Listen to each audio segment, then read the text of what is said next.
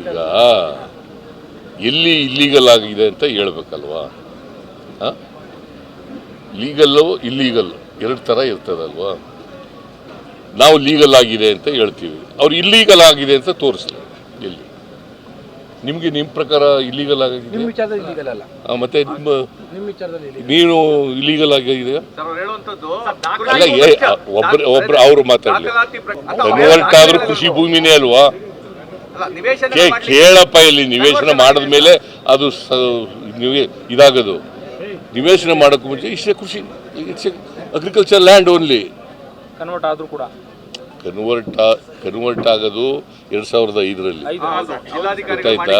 ಜಿಲ್ಲಾಧಿಕಾರಿಗಳು ಕನ್ವರ್ಟ್ ಮಾಡಿಕೊಟ್ಟಿದ್ದಾರೆ, ನಮಗೇನು ಸಂಬಂಧ ಇಲ್ಲ. ಗೊತ್ತಾಯ್ತಾ?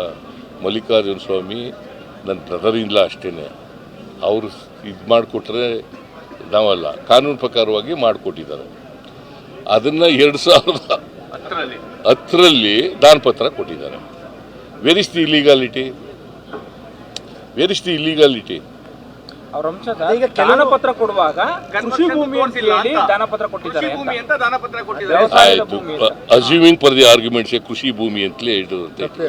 What is wrong?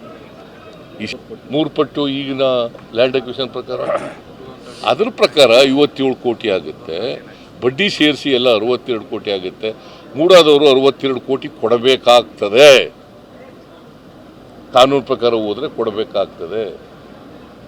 ಬೇಕಾದ್ರೆ ಸೈಟ್ ತಗೊಳ್ಳಪ್ಪ, ನಮಗೇನು, ನಾವೇನು ಇಂಥ ವಿಜಯನಗರದಲ್ಲಿ ಕೇಳಿರಲಿಲ್ಲ, ಕೊಟ್ಬಿಟ್ಟಿದ್ದಾರೆ ಅವರು. ಯಾವಾಗ ಕೊಟ್ಟಿರೋದು? 21ನೇ ಇಸ್ವಿನು. ಯಾವ ಸರ್ಕಾರ ಇತ್ತು? BJP ಸರ್ಕಾರ ಇತ್ತು, ಅವ್ರು ಕೊಟ್ಬಿಟ್ಟಿದ್ದಾರೆ. ನಾನು ಅಥಾರಿಟಿನಲ್ಲಿದ್ದನಾ?